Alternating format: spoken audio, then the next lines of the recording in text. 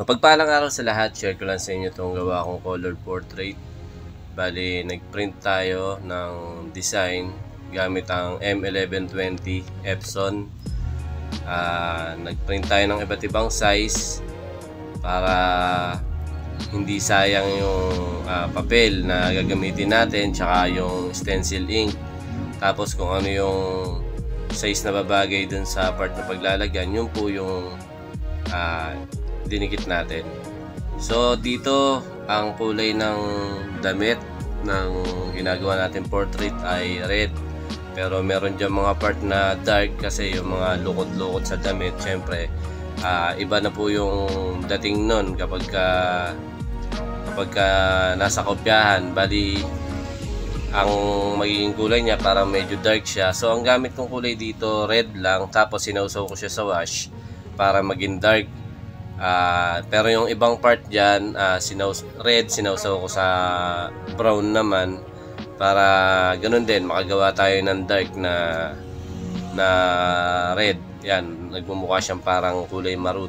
Tapos ito naman, yung red lang din yung ginamit natin, pero nagmix ako ng white. Kumbaga sinawsaw ko sa white, tapos sinawsaw ko sa red para mag-light siya. Bali, ang nagawa nating kulay dun sa red na ginamit natin is tatlo. Siyempre yung pangkaraniwang red, tapos yung red na sinawsaw natin sa wash o kaya sa brown, tapos yung isa pa yung red na sinawsaw natin sa white para mag-light. Dito naman sa leeg, gumamit tayo kanina ng dark brown, gumamit tayo ng brown, tapos etong hinahagod natin light flesh tone. Tapos mamaya maghahagod pa tayo dyan ng may mix ng light flesh tone at saka light skin tone. So magkaiba po yung flesh tone at saka yung skin tone. So kung ano lang yung nakikita nyo sa reference, yun lang po yung susundan natin. Kung wala naman kayong mga available na kulay, pwede kayong mag-try mag-mix, o kaya kung hindi naman nalalayo yung kulay na meron tayo dun sa part na kailangan nating haguran ng kulay na yun, pwede na rin po siguro yun, basta hindi nalalayo yung kulay dun sa ginagaya natin. So dito sa labi, kagaya ng ginagawa natin noon, kinuha muna natin yung shape gamit ang liner 3RL, tapos yung mga detail niya kinuha na natin. Tapos ang kinulay natin dun sa labi niya, meron tayong brown doon, tapos meron tayong magenta, tsaka light na maroon. Yung maroon na ginawa natin is para maging light siya, sinawsawli na din sa puti, nagmix tayo para magawa tayo ng light na maroon. Tapos gumamit din tayo doon ng medium skin tone.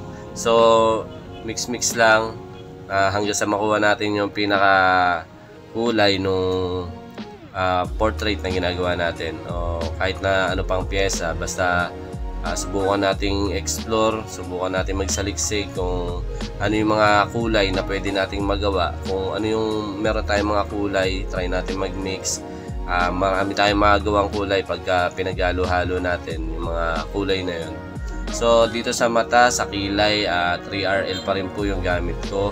Tapos mamaya is papasadahan ko naman siya ng Magnum para mapalambot natin yung mga part na nilinyahan natin, kasi masyadong matigas yung dating kapag liner lang po yung ginagamit ko. Kung yung ibang artist liner lang talaga yung ginagamit, ako po gumagamit pa ako ng shader para mas mapalambot natin yung itsura ng mata niya. So etong mga dark parts sa mukha nung portrait na ginagawa natin, gumamit tayo dyan ng brown, ng dark brown. Tapos gumamit tayo ng sienna na may mix na light skin tone at saka medium skin tone.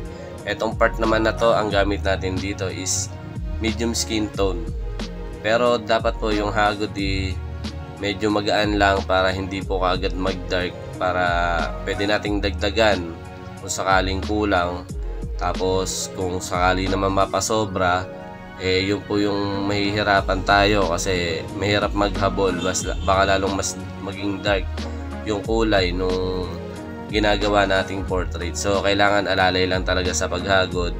Kung kulang, pwedeng dagdagan. Mahirap kung susobra, mahirap maghabon. So eto, light skin tone na yung kinukulay ko dito sa part na to. Yung sa may ilong kanina, gumamit tayo doon ng light flesh tone naman.